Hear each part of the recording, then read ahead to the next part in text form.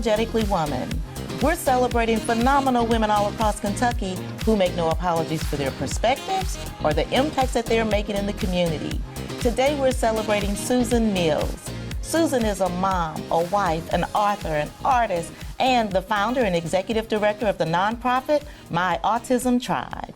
Unapologetically Woman, Susan Mills, that's you. Congratulations. Thank you so much for having me. I'm really excited. Yes, and you should be because you're doing all the things. Yes, my mom constantly reminds me, like, Susan, you just need to take a breather. You know, you can't do all things. And I was like, but I want to do all things. Like, there's so much to do. Did she have some advice for you today?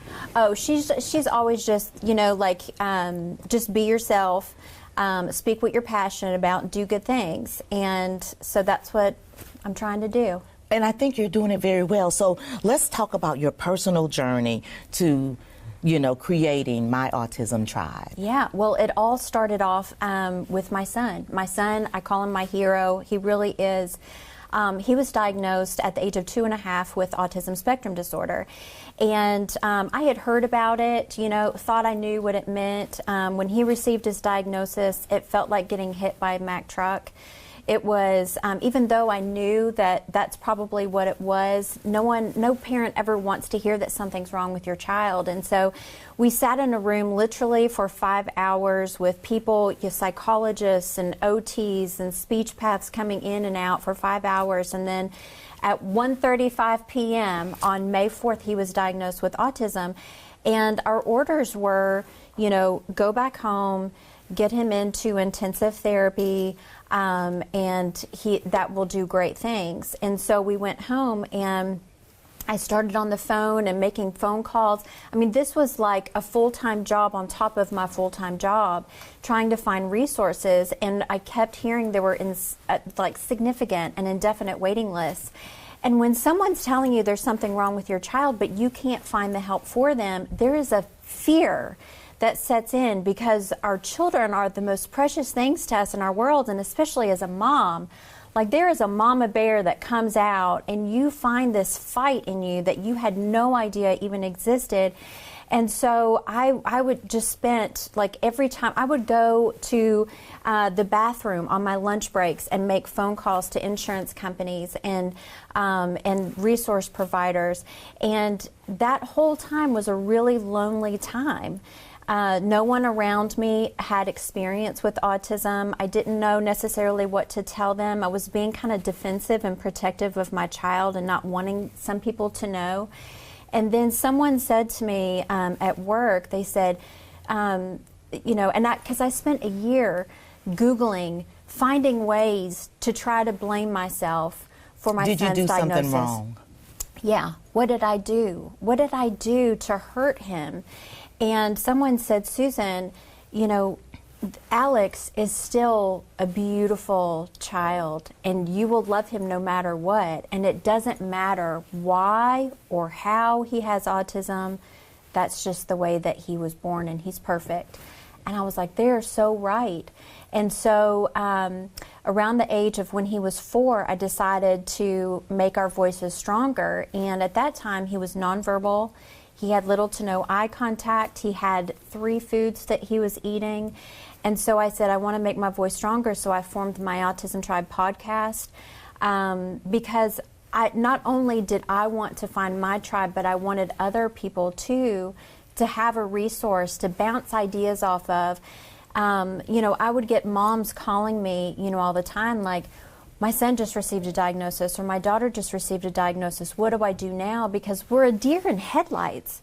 We have no idea what to do or how to feel. And I didn't want anyone else to go through that too. So I formed a tribe, literally an army, to help me knock down walls for my son and for others with the autism diagnosis. Well, it always helps when you have somebody that has gone through what you're going through, who is experiencing what you're experiencing, so that you can have those authentic conversations and vulnerable conversations. Yes, absolutely. And I feel like that's just life in general. I think it's always good to surround ourselves with people that have different experiences so that we can learn more. It's also important for us to seek out advice from those that are older than us with more experience than us, and just the same that they do for us, we need to do for the ones that are just coming up and learning about all of these things. And we all can learn from each other. So the beauty of having a tribe, if you will, is everyone's input is absolutely critical, because someone needs someone that's been there and done that. Absolutely. No matter what it is. So we have to be there for each other. So, and part of this is you made a promise to Alex. Yes, that I was going to be his voice until his voice was strong enough to be an advocate for himself. And let me tell you, he has a voice now. And he's 11 years old. He's 11, and he's getting ready to go to middle school, and he has come leaps and bounds. And you know, when he was first starting off with therapy and speech and OT, I mean, that was our life. It was therapy. And, you know, we just kind of made a commitment to just basically feed him as much as possible, and for the very best outcome for him, because in the end we want our kids to not only be happy, we want them to be healthy and really active citizens in the community that we live in. And so much of that is, you know, I want to make sure that I prepare him for the world, but so much of our advocacy, his and mine and others as part of the tribe, is teaching the world about autism. Right. And so, because, you know, we have so many people that are getting diagnoses every single day, and so that there's going to be a population that's going to be older, and they have different needs than some of us. And so we just need to make sure that those needs and resources are put in place before they get there, not a reactive situation, but a proactive situation. To be able to help people out, for sure. Yes. But in the process of all of this, you guys found Henry, or did Henry find you? Henry? Oh, Henry, our golden retriever. He, so my husband and I, we've been married for 4.5 years. So I was a single mom and met the love of my life, and he had Henry, the golden retriever, and Alex had always wanted a dog. And so when Henry came into the picture, from day one, he called Henry his dog. And Henry's just a senior citizen of a dog. We actually lost him in December. Oh no, and I'm so sorry. It was just, I mean, it was a family affair. We all wept over it, because he, you know, they're just part of the families, but he was always so good with Alex and just welcomed him into the home, just like he had always known him. Well, now you talk about your husband, Yes. but you guys have a love story. Yes, You're married to Cameron Mills, former UK basketball player. Yes. So we always kid that we probably cross each other on campus 1,000 times. But I told him, I said, I wasn't a lodge girl. I did not hang out at the lodge. I was in the library. But we both went to college at the same time, and then our circles had just kind of kept overlapping like throughout the years. And I spent time in New York and LA, and then when I moved back, you know, we had mutual friends that came to us and said, you know, they went to Cameron and said, "We found someone that was perfect for you." He's like, "Do you know how many times I've heard that?"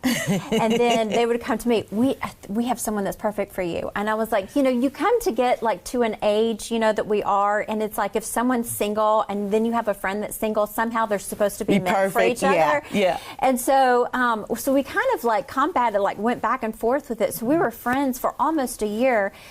Before we started dating, and it was because we all went out actually for my birthday to go to dinner, and two guys at another table started flirting with me. And then he was like, I don't really like that so well.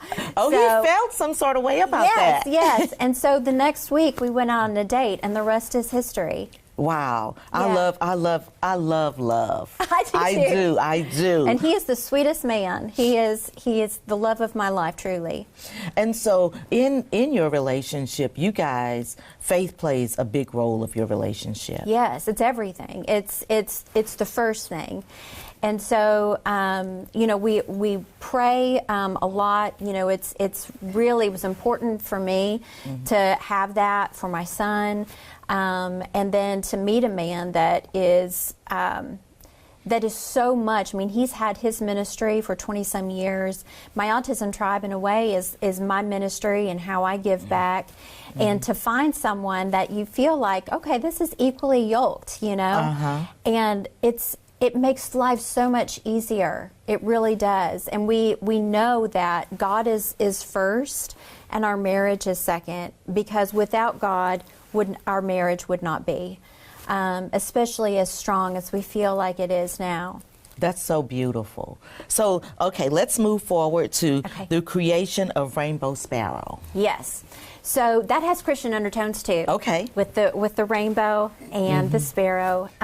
So I wanted to, again, it goes back to my son. My son is my absolute world. And when he was about 4 or 5 years old, I wrote a couple of stories for him. He loved dinosaurs, so I was like, there has to be dinosaurs. And I was just writing like little stories to explain some of the things about autism and about sensory processing disorder. I went to the library first and I couldn't find anything. I found little kids' books that said, I have autism, what is that? And I was like, I don't want to use the word autism yet, even though I've never whispered it around him. It's never something that, you know, I felt like had to be discussed in a separate room. Because he's Alex first. He's Alex first, yes, absolutely. And I never wanted autism to precede him. So I just wrote stories for him, and it was Stella, the sweet and spunky stegosaurus, who is nonverbal, and when she gets really excited, her tail wiggles and jiggles. And then Toby, the terrific and talented T-Rex, who lives with his mom, and the mom is teaching him about the world and how there are loud sounds and strong smells. And so I sent it to one of my publisher friends in New York, and she said, Susan, I think you need to write more. And I said, okay. That's the kind of friends you need. Yes, yes, absolutely. And so I did. I started writing more, and I was looking for an illustrator, and I knew kind of the vision that I had. And then I had kind of not necessarily tabled it, but I was doing a lot of stuff with My Autism Tribe, and then another job that I was doing. And so my husband, like when we got married, and it was during COVID when all of this was happening, and he said, and I started painting again as a form of therapy. That, right? Yes. It was really more therapy than anything else. I was like, I'm not painting for anybody else, but just to release all of this anxiety. And my husband, he's like, why don't you try your hand at illustrating the books? And so I was like, oh, well, okay. And so I did, and I released the first 2 books. Was like a couple of years ago, and then I've written 3 more since then. And each of them, so it's going to be an A through Z dinosaur series. And so all of the dinosaurs in this series have a quote-unquote special need or an exceptionality. So Alex, the awesome and artsy Allosaurus, I did a tour with Kentucky Humanities last year. He has anxiety. And going through all of the different nuances of anxiety and how that makes us feel and how we react sometimes when our body's going through anxiety. And then Hadley, the happy and helpful Hadrosaurus, and she has food allergies. And then Oliver, the original and outstanding Oviraptor, and he has big red glasses. So that's so beautiful. But you take it on the road and you dive all into it. You get dress up. I saw you in a dinosaur outfit with yellow socks, and you get with it. I am committed. I go in and I will make a complete fool of myself if it means that I can connect with the kids. That is truly my very, very favorite part, is getting into schools and having those conversations with kids and seeing light bulbs go off. You know, hey, my friend, because the whole idea behind the series, in none of the books is a diagnosis ever mentioned. There are the nuances of a diagnosis. And so for kids, especially between the ages of 3 and 8, I wanted a resource for them to have in their toolbox, a mirror and a window. So a mirror for the children that could see themselves in that dinosaur, and then a window like, you know what, I have a friend that does that or is that, and now I can I can learn more about them. And so each of the books have a curriculum that teachers can put into the classrooms. That's so great. There are questions, and it's so funny because they end up like, and sometimes I'll do general assemblies of 300, 400 kids, and sometimes it's a small classroom of 20. But afterwards, we always do question and answers. And to have those conversations with them, it becomes a therapy session. You know, I have anxiety about this, you know, and I was like, okay, what can we do when we have that anxiety? And so it's a really, really cool thing. And sometimes things have come out with, you know, when they say they have anxiety about something that the teacher didn't know. So now they're able to push in and provide resources Go a for little that bit child. deeper. Yeah. Wow. Okay, so we're almost out of time, but we've got to talk about Wolfgang Puck. We've got to talk about it. Wolfgang Puck, yes. So I was a starving artist, really, in LA, and I had done some reality TV shows with Bobby Flay and stuff, but to make ends meet, and I'm a foodie, I love food, and so I started working with Wolfgang Puck, and so we did like a lot of the red carpet events we would do, but I got to like really meet and work with some really cool people. We did the Oscars and the Grammys, and you know, I worked with John Travolta and Olivia Newton-John, like on one of How their fun. events, and it's just really cool. I spilled a tray right in front of Johnny Depp, and I nearly thought I was going to pass out, and he stopped and started helping me like pick things up and asked if I was okay, and I was like, yeah, I'm from Kentucky too. It was the most ridiculous, yeah, so Oh my stories. gosh, that is a great story. Yeah. So we're at the end of our time, and I want to pitch it to you. For somebody that might be watching, what kind of advice would you give them? I would say find your passion, and if you find your passion, you'll never work a single day in your life. And my mom and my dad both said that, and I really feel like you know, there's such pressure when we're in our 20s to really like, what is your major in college? What do you want to do after college? Or even when we're in elementary school, what do you want to be when you grow up? And I feel like life just kind of takes you on this journey, and somehow God weaves the path in and out of your life to lead you to become who He wants you to be. And we need to keep our ears and our hearts open to allow Him to take us on that journey. Find out what our true gifts are and focus on our strengths and not necessarily our weaknesses, because I think in this day and age there's so much put towards our weaknesses and not enough towards our gifts and our strengths. Girl, very nice meeting Nice you. meeting you too.